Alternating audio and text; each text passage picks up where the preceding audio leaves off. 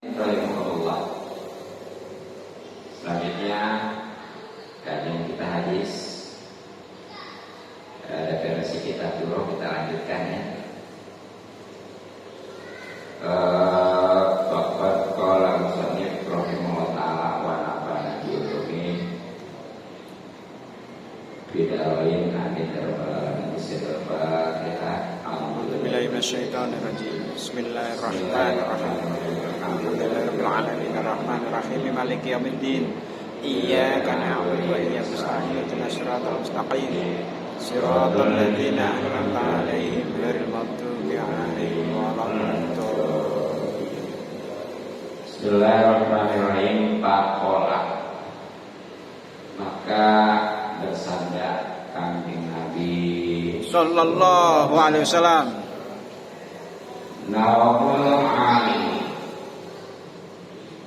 tidurnya orang alim, khairun itu lebih baik min ibadatil jahil, daripada ibadahnya orang bodoh.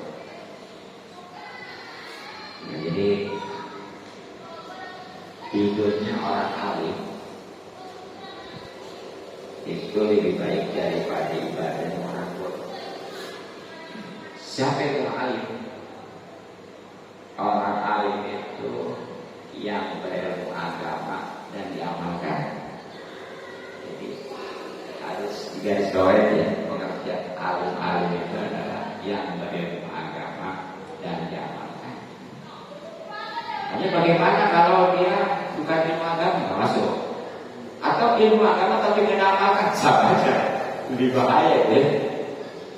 Nah, sedangkan bodoh pastinya itu yang nggak berilmu, apalagi ngamalinnya.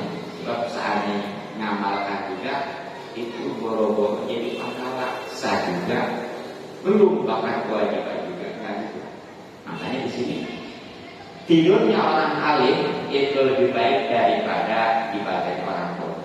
Nah, di dalam kitab Al-Lubabul Hadis ya, itu ibaratnya bukan pakai lebih baik, bukan pakai koin, tapi pakai akul.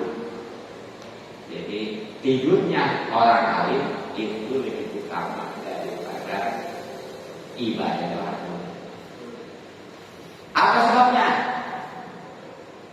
Karena kalau orang bodoh mah walaupun ibadah ya,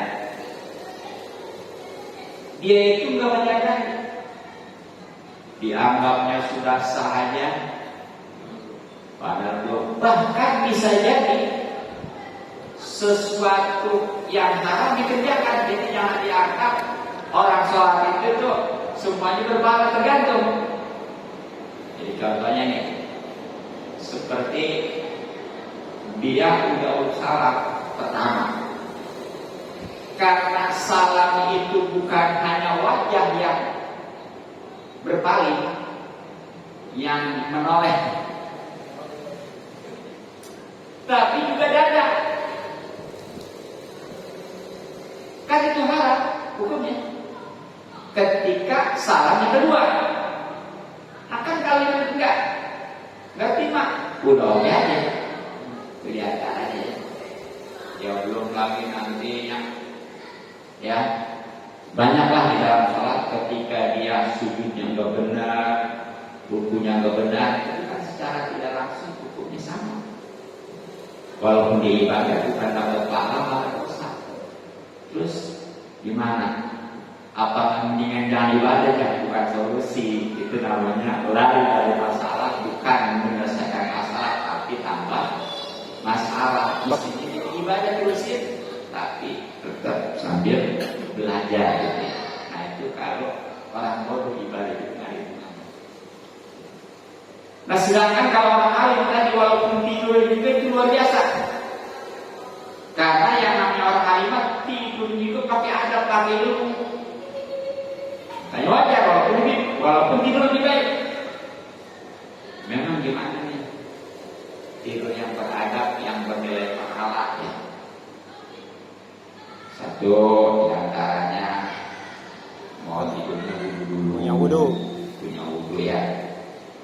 Makanya mau tidur sibuk, tadi ketidur tapi nggak batal aturan. Yang jelas ajaran Rasulullah dulu. Yang insya Allah nih kalau kita umpamanya sampai tidur itu belum batal ya. Ada masalah batal enggak lain-lain. Itu seandainya mati malam itu sahih. Tapi saya akhirat. Ya insya Allah nanti di kuburnya nggak bakal disiksa gitu ya. Bagus itu juga kan? Jadi dulu. Kemudian ada tidur itu yang orang alim TV utama nih, itu mengkibas-kibaskan tempat tidur. Gimana sih? Ngeprak apa ya? Yang gitu ya. Jadi jangan tidur aja. Sebab tidak tahu, takut di situ ada binatang yang membahayakan bisa jadi ya. Tapi kalau sudah dikepit itu apa nanti? Tuh ya. Makanya orang dulu mah ada kalau di tempat itu ada satu tuh ya. Benar enggak? Ditidur. Orang dulu. Iya. Nah yang ketiga, tidurnya itu berbaring ke bagian kanan seperti orang dikubur. Ini apa hikmahnya? Karena letak hati ada di kiri. Jadi kalau tidurnya ke kanan itu jadi tertutup. Makanya insya Allah pernapasan akan selalu sehat. Karena nggak ketutupnya.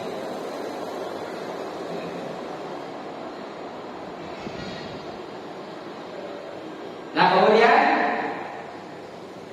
baca doa. Ya doanya ya.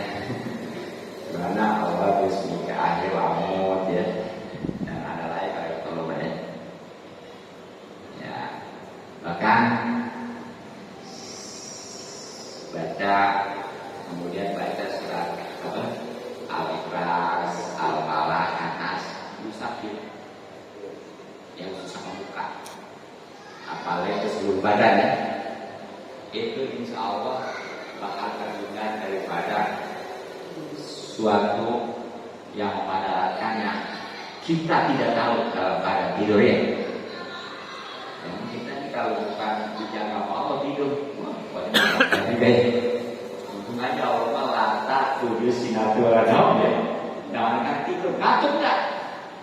Nah, kalau kita bukannya ngantuk, itulah bedanya. Kemudian apalagi sebagaimana pesan Rasulullah SAW kepada Siti Aisyah radhiyallahu. Jadi suatu malam nih pernah Rasulullah itu berbicara kepada Siti Aisyah, jangan tidur dulu sebelum mengerjakan taat. Udah Rasulullah aja melanjutkan ibadah ya. Nah sampai Rasulullah selesai kembali itu Siti Aisyah masih halang aja, halang, bingung, gitu ya. Yang 4 hari ini maksudnya tadi tuh, jadi satu jangan tidur dulu sebelum khatam Quran, kedua jangan tidur dulu sebelum malaikat memberikan syafaat, ketiganya jangan tidur dulu sebelum dipastikan seluruh milik tidur. Dan yang keempatnya jangan tidur dulu sebelum haji dan umroh. Atau bagaimana bingung? Baca Quran yang hafal ini standarnya 8 jam, paling cepat 7 jam. Itu bagaimana? Atau nggak bisa tahu? Benar nggak? Kapan tidurnya ya?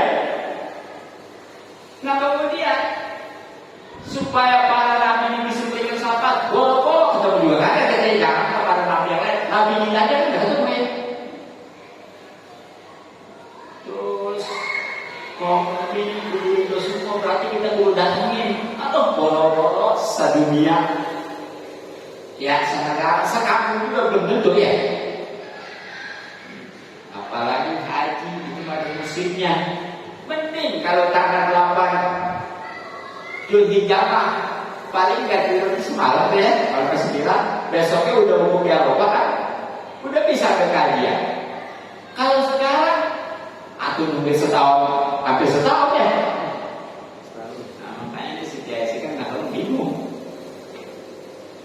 Nah, sampai Rasulullah itu kembali itu belum ada satupun yang dikerjakan. Nah, Rasulullah itu senyum baru dikasih. Begini, siapa orang yang membaca surat Al-Ikhlas setiap kali mau tidur itu sama dengan akan Quran. Jadi kalau pengen akan Quran itu baca surat Al-Ikhlas setiap kali, tapi jangan gara-gara itu baca surat Al-Ikhlas itu nggak baca Quran ya. Nah, ini pernah ceritanya lomba kecerdasan ya sebenarnya ya. Jadi para sahabat ini sama Rasulullah disebarakan siapa yang paling dulu, yang paling cepat akan Quran. Yang lain pun udah pada sibuk dari awal ya. Yang udah ada yang dapat setengahnya ya, bahkan hampir habis. Tapi si lain nyantai aja. Tiba-tiba orang belum pada beres ya lalu mengatakan, saya sudah Rasulullah. Bingung yang lain, kok dari tadi nyantai-nyantai orang mau baca sibuk dia mah nyantai, tapi kok sekarang tiba-tiba ini selesai. Nyatanya kata saya nanti kan Rasulullah sampaikan siapa yang baca surat Al-Ikhlas 3 kali sama dengan makan bunga. Pintar sekali. Tapi sekali lagi jangan gara-gara itu kata-kata Tuhan lagi surat Al-Ikhlas saja. Kul huwaile. Nah kemudian kata Rasulullah ya, yang terjemahannya siapa orang yang membaca salawat kepadaku dan kepada para nabi, maka dipastikan itu para nabi disampaikan sama. Makanya untuk tidak baca salawat itu. Cuma salawatnya itu bukan hanya kepada Nabi, tapi juga kepada para nabi seperti ini. Allahumma sholli ala sayyidina Muhammad wa ala sayyidil anbiya'i wal Mursalin. Allahumma sholli ala sayyidina Muhammad wa ala sayyidil atau al-jami'ah saya boleh. Tiga kali lah. Nah kemudian yang ketiganya sabda Rasulullah terjemahannya ya, siapa yang memohonkan ampun untuk kaum mukminin itu insya Allah kaum mukminin itu hidup. Jadi itu kan isi bahas, tapi bukan buat sendiri aja. Untuk kaum mukminin juga ya, hanya astagfirullahaladzim pertama, jadi keduanya wali daya, ketiganya wali masyayikhi ya, baru wali jami'il muslimin wal muslimat wal mu'minin wal mu'minat. Jadi saya jangan. Dan yang keempatnya maksud daripada jangan tidur dulu sebelum haji, sabda Rasulullah, siapa yang membaca subhanallah walhamdulillah wala ilaha illallah wallahu akbar, itu dia mendapatkan atau sama dengan haji dan umroh. Ini semuanya mau tidur ya. Tapi jangan tenang gitu lagi, karena setiap mau tidur baca itu subhanallah alhamdulillah la ilaha illallah, padahal udah mampu kamu berangkat haji dan lagi gitu ya. Ini makalah miskin yang nggak mampu sampai meninggal ya belum bisa, insya Allah dapat pahala haji. Ya pun dosa-dosanya gitu ya. Gitu yang dilakukan. Kemudian ya ada mau tidur itu juga banyak ayat kursi. Anak kecil jadi orang rumah yang sebut akad, tiba-tiba aja ada orang alim nginep di situ.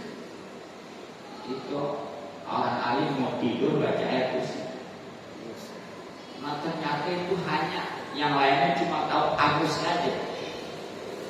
Rupanya itu tanpa disadari dengan baca ayat kursi itu setan terbakar.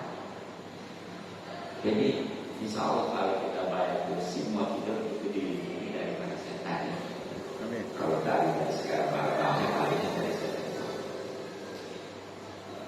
Kemudian itulah maksud daripada hadis tidurnya orang alim itu lebih baik atau lebih afdal daripada ibadahnya orang bodoh.